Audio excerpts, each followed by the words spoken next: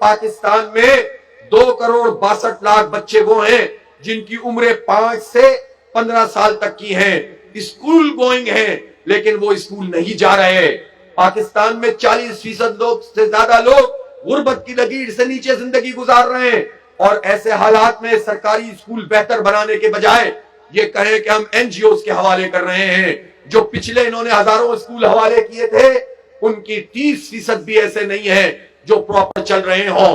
70% میں N G Os نے لوٹ مار کی ہوئی ہے۔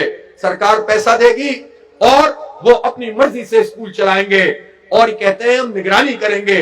جب تم براہ راست تمہارے ماتحت جو ہیں اس کی نگرانی نہیں کر سکتے تو این جی اوز کی کیا نگرانی کرو گے؟ گویا تعلیم اس کو سر سے اٹھار کر پھینک رہے ہو اور بری الذمہ ہو رہے ہو۔ ہم یہ نہیں ہونے دیں گے۔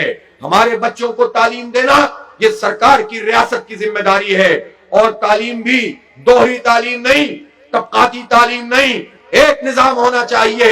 غریبوں کے لیے بھی ایک تعلیم، امیروں کے لیے بھی ایک جیسی تعلیم، مڈل کلاس کے لیے بھی ایک جیسی تعلیم۔ یہ کہاں سے تصور آ گیا کہ جتنا پیسہ ڈالو گے اتنی اچھی تعلیم ملے گی؟ اس لیے تعلیم تجارت نہیں ہے، تعلیم کاروبار نہیں ہے۔ جو تعلیم کو تجارت کر کے چلاتا ہے اس کو اپنی اصلاح کرنی چاہیے، اس کو اعزاز سمجھنا چاہیے۔ ہماری 1400 سالہ ہسٹری ہے کہ تعلیم وقت کی بنیاد پر ہوتی تھی، حکومت اس میں ذمہ داری اٹھاتی تھی اور وقت کی بنیاد پر لوگ کام کرتے تھے۔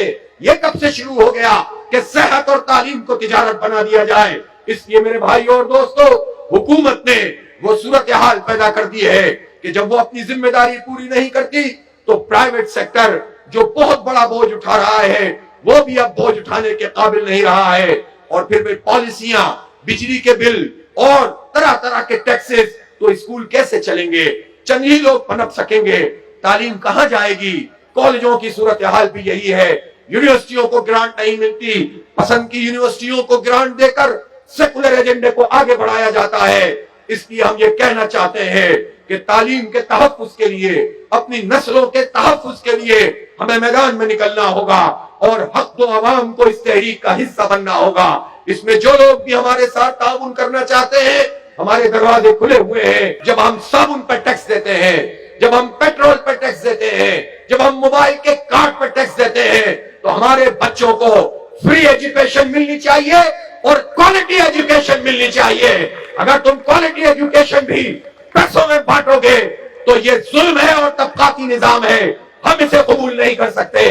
اس لیے ان ظالموں کے خلاف اٹھ کر کھڑا ہونا پڑے گا، اپنے اسکولوں کے تحفظ کے لیے، اپنے اساتذہ کے تحفظ کے لیے، ان کے حق کے لیے ہمیں آگے بڑھنا پڑے گا۔ اس لیے کمیٹیاں ہم ایسے ہی رسمی طور پر نہیں بنا رہے ہیں بلکہ قوم کو متحد کر رہے ہیں۔ ایک بڑی سیاسی قوت میں ہمیں ڈھلنا ہے اور انشاءاللہ اس انقلاب کو برپا کرنا ہے جس سے ہمیں دور لے جا